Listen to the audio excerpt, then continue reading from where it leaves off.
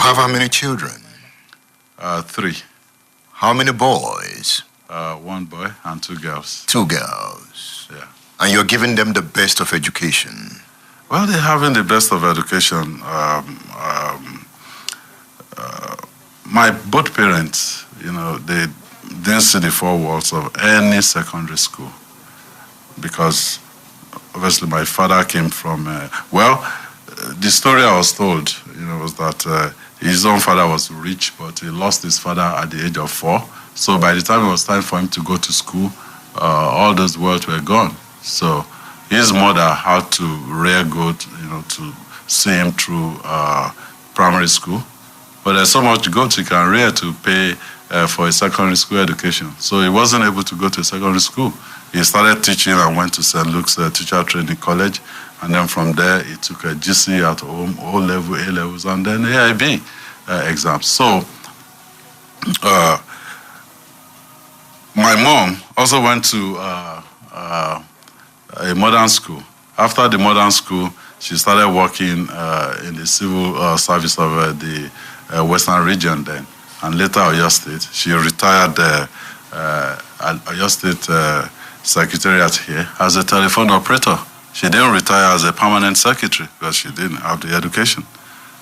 But I was given the opportunity and the privilege, for a good education with the foundation laid in this Oyo State. I went to Bishop Phillips Academy and then the University of Lagos.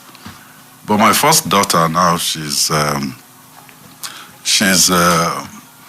her 3rd year. She'll be finishing at Wharton Business School. Yes, I remember you raising the point of Wharton. Why did you choose Wharton for her? It's one of the best business schools in the world. Actually, it's the best in the world right now.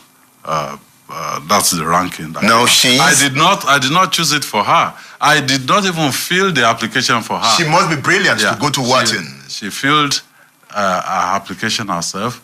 I did not influence it in any way. And then she was admitted. No.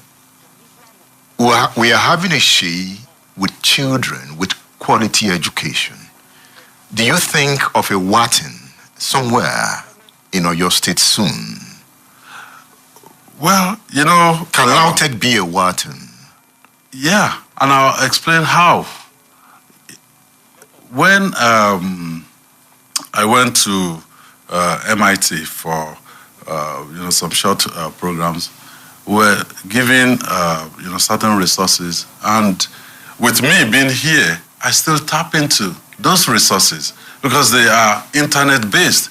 So I can have students at LAUTECH with a link, to Wharton, and they will have access to the same material that these folks are using out there. But you need to motivate the teachers. You need to motivate the lecturers. You need an environment that is conducive. When I went to meet with the students and lecturers at LAUTECH, I was made to realize that for 8 years, no one single block has been placed on the other in terms of infrastructure. Electricity is practically not there. Did you ask them how much has been invested on research? At LAUTECH. They're not paying the lecturers. They're not paying the lecturers. Talk less of investment in research. And those are the things that we said we're going to correct. There is a UNESCO standard for you to properly fund education. It's right around 20% of your budget. But we're doing like 5% right now. And what I've said to the people of Oyo State is our first budget will have 10% of that budget dedicated to education. The same thing with the healthcare system. The World Health Organization has given us a standard also. You need to put certain percentage of your budget towards healthcare. Whenever I drive through Adeoyo Hospital on Ring Road, I ask the question, who is responsible for this failure? And who will fix this place in the interest of the people? What are you promising? Well, first we will fund healthcare adequately. People have asked me where are you going to get this money from? And I said, look, we will utilize as much as possible public-private partnership deals. You know, we will ensure that the percentage of the budget recommended by World Health Organization, you know, we ensure that we push towards that number. What will you do to that Adeoyo on Ring Road? Well, Adeoyo on Ring Road, I think one of the things that we've discussed, you know, at our strategy session is we will have them get an independent board. You know, you have Oyo State Health Management Board. Yeah. But those individual hospitals, we will have them, you know, they will have their own board, independent and able to do certain things, you know, within their mandate. With that, they don't need to bring everything, you know, to the State Health Management Board. And they can also raise money, you know, by themselves. They can adequately pull in staff. They can pay the doctors, you know, a little bit better. The reason I'm asking this question, because you want to do a lot, and by the time you do the things you want to do, health challenges will arise. Let's assume that your economic policies work. More people will have money to spend, and they will need good health care. Do they have to travel to get good health care? They don't have to travel. Actually, people travel from all over Nigeria on medical tourism. My own father passed on in India. I took him to India because, you know, we couldn't find the hospital that we believe, you know, can solve that problem for us at that particular time. So we took him to India. It was traumatic for me, you know, to fly with my father to India. And on the way back, he was in the cargo hold. You know, his body was in the cargo hold. So I actually broke down when I got to Lagos, you know, just going through that experience. And you have people travel from all over the country. So what we want to do is, if we have qualitative and functional health facilities here, we can be the tourist point for the entire country. UCH is there. Also, UCH, I think they have the branch at Secretary. You know, so if you assist them and they get sucked into the health care delivery system for the state government, I think we have the opportunity that within 4 years, we can actually earn those money that are currently being taken overseas. The program is State Affairs. Seyi Makinde, the gubernatorial candidate of the People's Democratic Party in Oyo State, is my guest. Don't go away. Seyi Makinde of the PDP is on State Affairs. Is this his time to be governor? He has been on the field. He wants to be the governor of the pace-setter state. Let me tell you why your state is a pace-setter. The University of Ibadan is the first in Nigeria, built in 1948 in Ibadan. The Cocoa House is the first skyscraper in Africa. WNTV, later NTV and now NTA Ibadan, is the first television in Africa. Does that excite you? Well, looking at our history, yes. But where we are right now, I mean, it's just appalling, really, because I think we made a wrong turn. So we need to get back on that same trajectory. Obafemi Awolowo Stadium, formerly Liberty Stadium, Ibadan, with a capacity of 35,000, is the first stadium in Nigeria. Adeoyo Maternity Teaching Hospital, Ibadan, established in 1927, is the first maternity hospital in Nigeria. BCOS Radio, Oluyole FM now, is the first state-owned FM station in Nigeria. That is the state you want to govern, a state known for the first. Yeah. Do you intend to keep it? From the Makinde's clan, I'm the first individual to have gone into business. I mean, we have always been a family of, civil servants and workers. First person to have gone into business, and I've made a success, out of it. So it's not going to be any different for Oyo State. You are going to make sure that pace certain instinct remains. Yeah, we have the capacity, we have the people, we have the material resources to do it. We may not have enough time to look at the issues, but I just want to be reminding you, there's going to be the Lagos-Ibadan train corridor soon. Do you have a plan? Yeah, we do have a plan. And just like the advert you took just now, you already have private people, coming in there to set up estates. When I was growing up, Ibadan used to be the satellite town, of Lagos.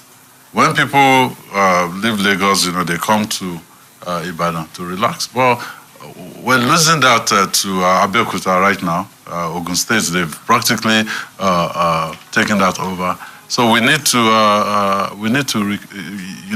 to devise a means to get people back in there to want to work and live here, or live and work elsewhere in Lagos.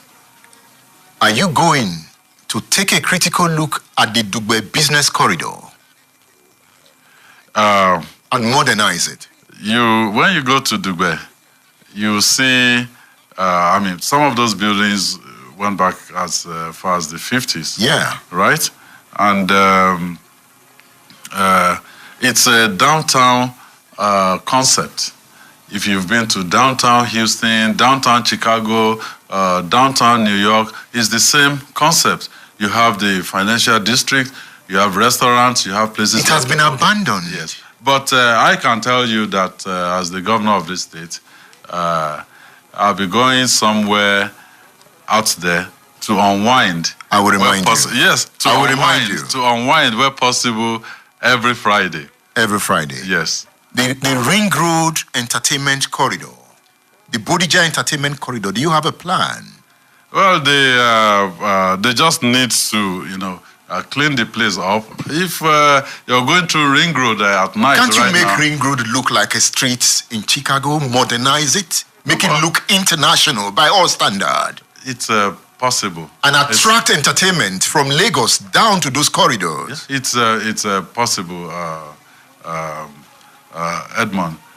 But you see, for us, before we spend a dime of Oyo State money on infrastructure, it will be tied to our economy. And no money is going to Lagos, right?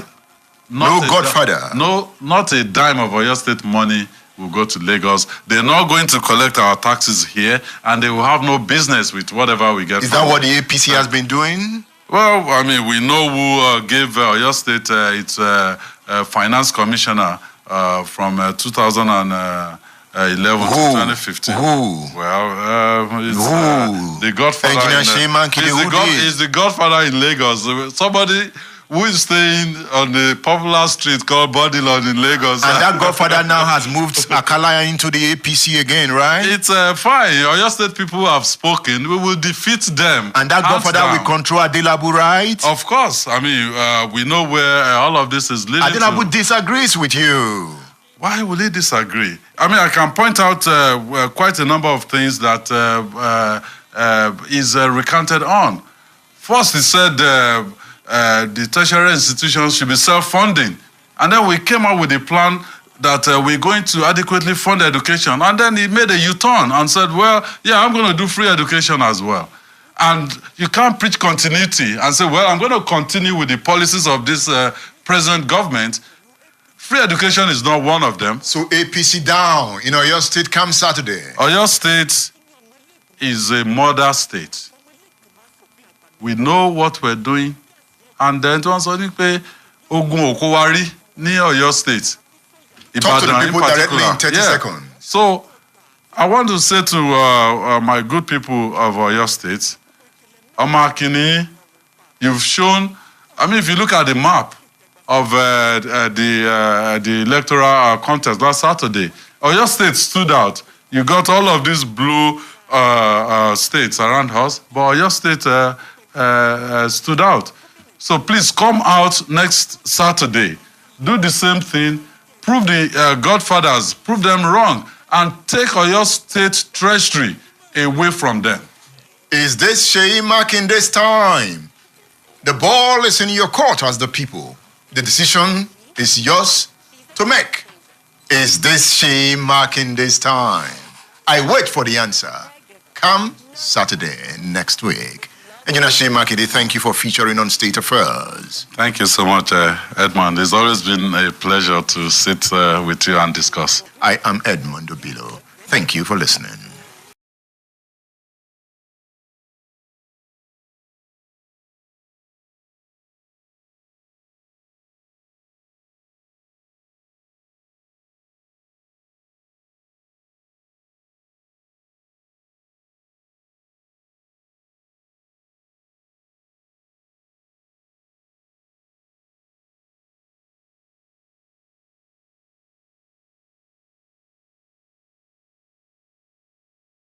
Now, when I look at you, you are very calm. I know you to some extent. And you are a billionaire. What does it take to be a billionaire? Because you look soft. And I know to be a billionaire, you must be hard inside. Are you hard inside? Well, I think I am firm with whatever I have to do. But the look on your face, you look so calm. Well, I don't know. I'm not troubled inside. You know, some people have told me that, Seyi looks soft. Are you sure he will not be oppressed when he becomes governor? But I say somehow, but he's a billionaire. Billionaires don't just emerge from anywhere. They must be hard somehow. But the truth really is I sleep well. There's nothing that will happen and I'll get agitated. I basically think if you trust God and you believe in God, whatever comes your way, you take it. Because God said that everything He does is perfect.